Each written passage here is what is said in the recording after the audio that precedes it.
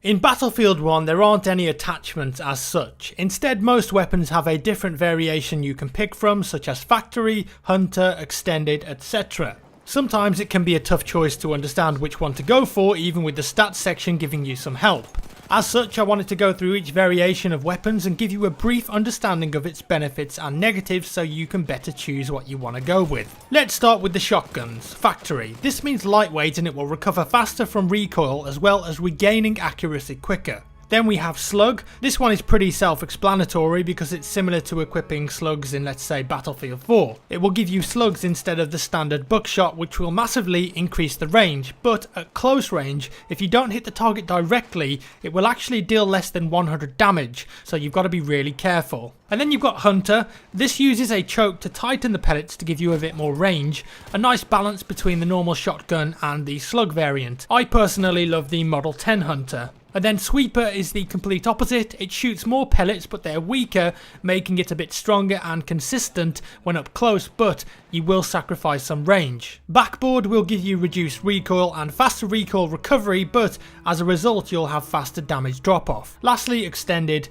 gives you a bigger magazine. As you can see, lots of the variants of shotguns utilise the same attachments as you would be using in Battlefield 4, but it's just a simplified version of them where you pick a variant rather than having to pick an attachment or two. Okay, so what about the rest of the assault class, the SMGs? Let's start really simple. Storm. If you see a Storm variation of a weapon, that simply means that that version of the weapon has less recoil. You'll find a lot of Storm variations of the medic guns, and the Automatico Storm is also particularly dangerous for the assault class. And then we've got Trench, another pretty simple one really. This weapon type means that the gun is going to have better hip fire. Factory is just the same as it is for the shotguns when it comes to the SMGs. It's lightweight and it will recover faster from recoil as well as regaining accuracy faster. Optical gives you better accuracy both while stationary and moving. Lastly, for the SMGs we've got the experimental version.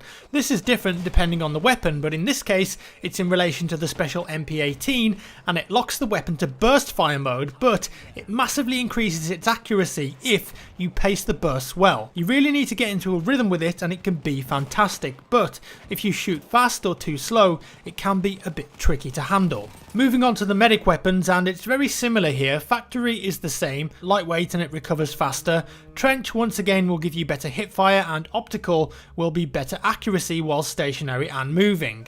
In the medic class, Marksman is the first version we haven't encountered yet, and this will give you much better accuracy while stationary, usually thanks to a scope. There is only one Sweeper version of the medic guns, and it's a special M1907 variant that enabled fully automatic fire, and it's a bit more accurate in hip fire. And then we've got the Storm that again has reduced recoil just like for the assault weapons, and a new variant called Sniper. This gives better accuracy while stationary like Marksman, but it also comes with a bipod. Lastly, we have Extended, and for the medic class it's a special version of the auto-loading 8 which comes with a much larger detachable magazine and also has reduced recoil, but as for balance it fires a weaker bullet. Honestly, this gun is fantastic, it's one of my favourites and I'd recommend using it if you're running as a medic. Moving on to support. We know that Storm has reduced recoil, Trench has better hipfire and Optical gives better accuracy, but support also has some specifics. Low weight, for example, what's that? Well, that essentially has the same features as Factory but with a different name.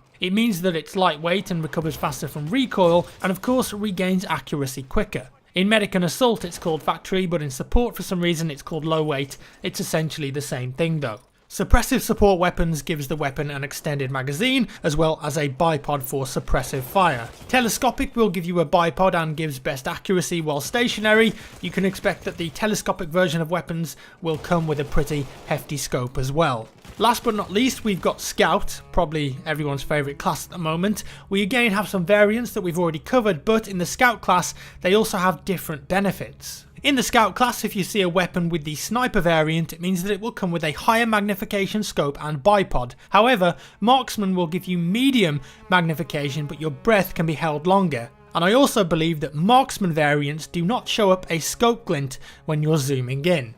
There is only one trench version of a weapon in the Scout class, and that's the Russian 1895, and that shoots a weaker bullet that can be fired faster. Same for experimental. There's a special variant of the M1903 that converts the rifle into a semi-automatic weapon with a big magazine, but it fires a pistol bullet. In real life, these are known as Pedersen devices. If you want better hip fire, then the carbine versions of the Scout weapons gives you that, as well as giving you better moving accuracy. Obviously, you're going to get a different scope as well. And lastly, the infantry variant gives you a lightweight version that recovers faster from recoil and regains accuracy quicker, much like factory and low weight from other classes. I kind of wish these were called the same thing though, across multiple classes. Overall, there's a lot to get your head around here, and a lot of crossover between classes, so if you know what a version does in one class, it's pretty easy to work out what it does in another, but hopefully this guide has helped clear up a few of the weapon variants in the game so you can better choose which one works for you.